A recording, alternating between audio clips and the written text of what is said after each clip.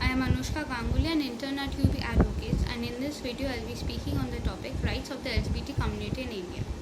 We are all aware of the landmark Supreme Court judgment in the case of Navteej Singh Johar vs Union of India 2018, where the Supreme Court scratched out the colonial era law, section 377 of the Indian Penal Code, a law now deemed unconstitutional which previously criminalized all sorts of non-procreative sexual intercourses, thereby criminalizing the LGBT community. Even though long overdue and extremely crucial, it is still only the very first step into including the queer community into mainstream society and giving them the right and acknowledgement that they deserve. The LGBT community can now exercise their legal right to cohabit and conduct personal affairs without fears of persecution. However, there are still a number of rights which they are unable to access. In Nalsa vs Union of India 2014, the court recognized the existence of a third gender community for those who do not fit in the gender binary. The court further said that this third gender community, due to historical seclusion and oppression from society, are at a massive disadvantage socially, economically and educationally and should be treated as other backward classes. It also said the legislation and government should be framing the necessary policies and laws for the upliftment of this community. This led to the formation of the Transgender Persons Protection of Rights Bill 2019. Even though a big step from the legislature to finally start making laws for the upliftment of the third gender community, this bill was met with major backlashes and even led to protests. The reasons for such backlashes were: first, by this bill, the third gender community no longer retained the right to ascertain their own sexual orientation. For the change of gender identity in documents, it was required to show proof of their sex reassignment surgery, and that too had to be certified by the district magistrate. This was a violation of their right to privacy and autonomy as mentioned in the Nalsa judgment, and also made them vulnerable to be exploited by the authorities. Second, the punishment for sexual abuse of transgenders by this bill was only of that of 2 years, even though the punishment for similar offence against a woman extended to that up to 7 years. This was discrimination based on the gender of the victim and thus unconstitutional.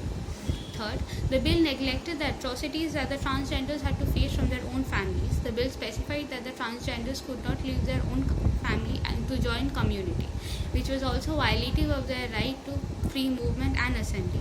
The only safeguard provided was rehabilitation centers in case of family violence, which was inconsiderate and inadequate.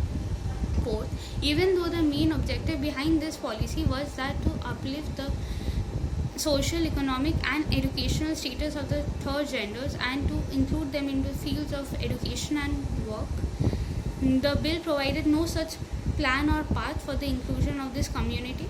There were also no mentions of any sorts of grants, scholarship, reservation or even change in curriculum to include the third gender community. Thus, we see even though the judiciary was taking the necessary steps for the upliftment of this community, the legislation is still falling behind and has a long way to go to fill the gaps. Not just these, the LGBT community are still unable to access a wide number of their rights, like the right to marry, adopt, share insurance, inherit spousal property, and many others. In Lata Singh vs State of UP 2006, the court recognized the right to marry whoever one wishes to fall under the ambit of Article 21. However, all the prevalent marriage laws in the country only speak about marriage between a man and a woman or a husband and a wife. Thus, they do not mention or even speak about trans or same-sex marriages. Even though on several occasions the court has accepted same-sex and trans marriages, like in 2019 when the Madras High Court accepted the marriage between a biological man and a transgender woman, the legislature still requires to make amends or introduce laws to fit the same. Similar restrictions are also faced in the Adoption Regulation Act, Indian Succession Act, Hindu Succession Act, Payment of Gratuity Act, Workmen's Compensation Act, Factories Act, Insurance and various others.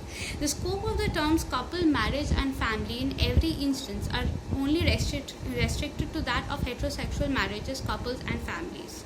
They do not include same-sex and transgender couples and marriages, which is discriminatory for them, and it is imperative that these laws be changed and the definition of these terms be more inclusive so that these community do not have to face such discrimination and can easily access their rights.